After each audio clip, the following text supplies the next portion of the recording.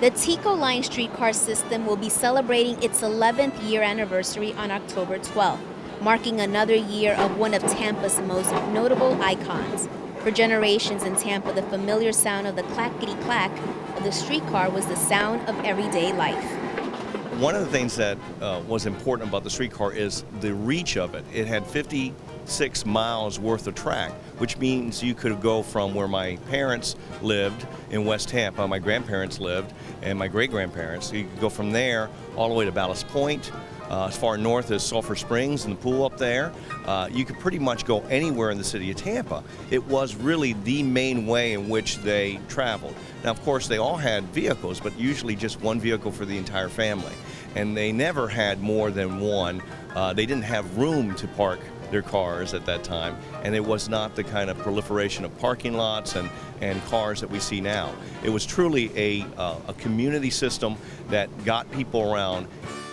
Tampa City Councilman Mike Suarez sits on today's streetcar board of directors, and as a third-generation Tampeño, knows the history and contributions of Tampa's first system. If you look at Tampa's map, you can see exactly where the city developed is right along those transit lines, those trolley lines.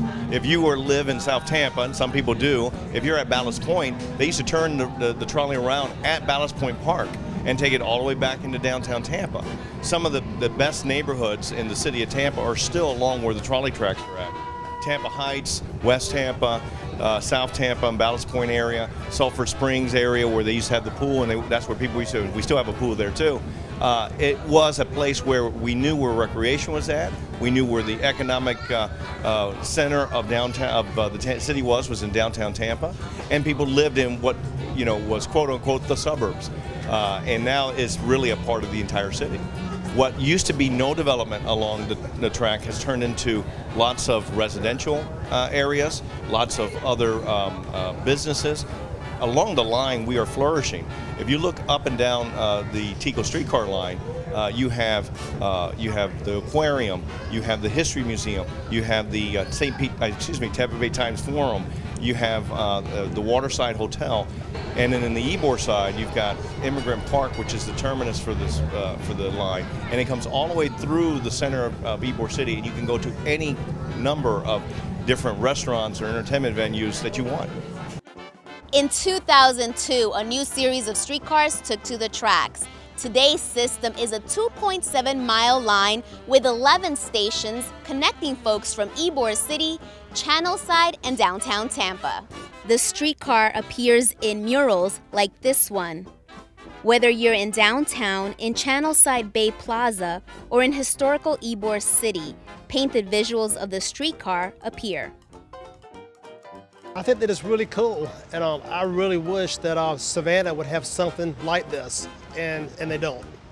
But it's really nice. It's what you would expect something historic to be.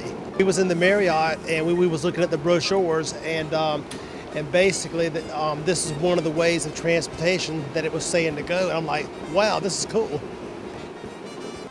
The Teco line streetcar system connects the historic district of Ybor City to the family venues and commercial heart of downtown Tampa, as well as to the vibrantly popular Channelside.